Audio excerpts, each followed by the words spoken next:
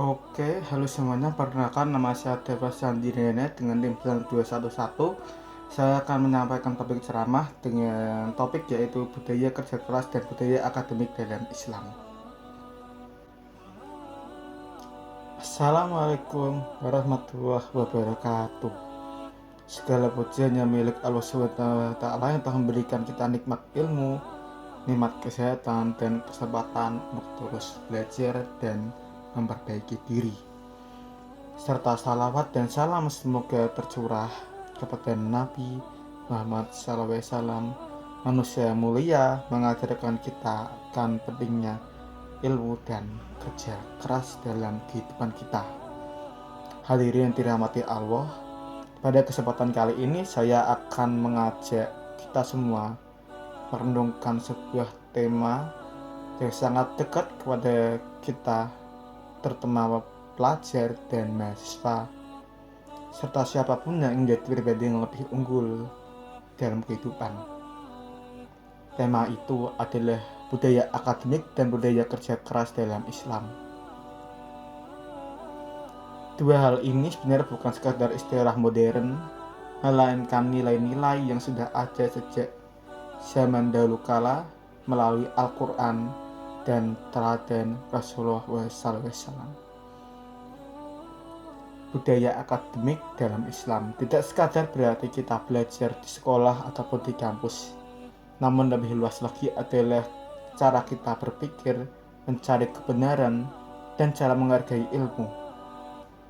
Dalam Al-Quran, Allah banyak memuji orang-orang berilmu, bahkan menyebut mereka dengan sebutan khusus yaitu ulul albab, yaitu orang-orang yang mampu melihat kebenaran dengan akal yang jernih dan hati yang bersih.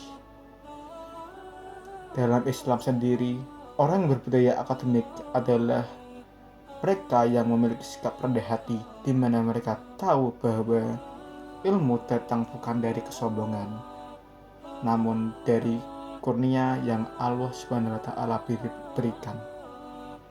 Menyebabkan mereka memiliki sifat seperti contohnya tidak terburu-buru dan menilai sesuatu, tidak mudah berprasangka buruk, dan tidak selalu merasa paling benar.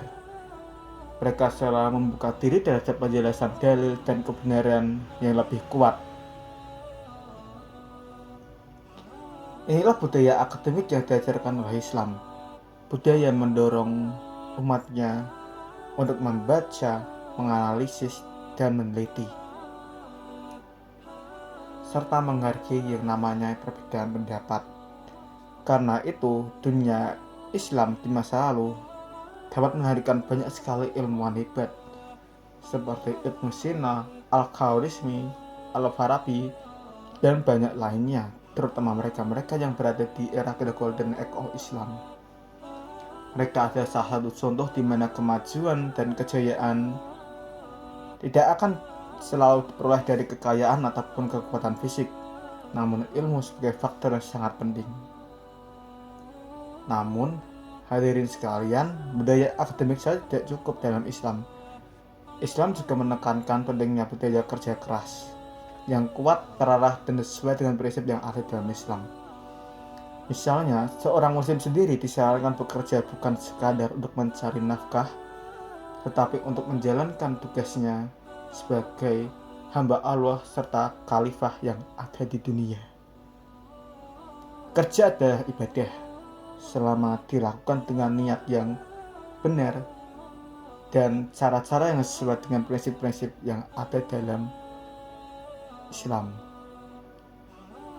Lalu, Al-Quran juga mengingatkan kita agar pandai mengatur waktu, karena keberhasilan tidak akan datang dari orang-orang yang pemalas ataupun suka menunda-nunda. Islam juga mengajarkan kita bekerja sesuai dengan kemampuan dan bidang, serta tidak melupakan Allah dalam mengejar ambisi dunia. Di mana ini artinya seorang muslim harus profesional, disiplin, dan selalu memegang prinsip-prinsip Islam dalam kehidupannya, di mana mereka harus memiliki prinsip-prinsip yang bekerja secara sungguh-sungguh. Karena dalam Islam sendiri, mereka bukan hanya mendapatkan hasil, namun juga mendapatkan ridha dari Allah karena mereka telah bekerja keras. Nah, tapi hadirin sekalian,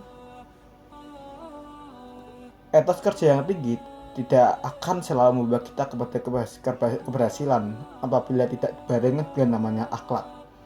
Nah, dapat kita lihat bahwa seringkali kasus-kasus penipuan atau korupsi yang kita lihat justru melibatkan orang-orang yang sukses ataupun mereka yang berilmu tinggi.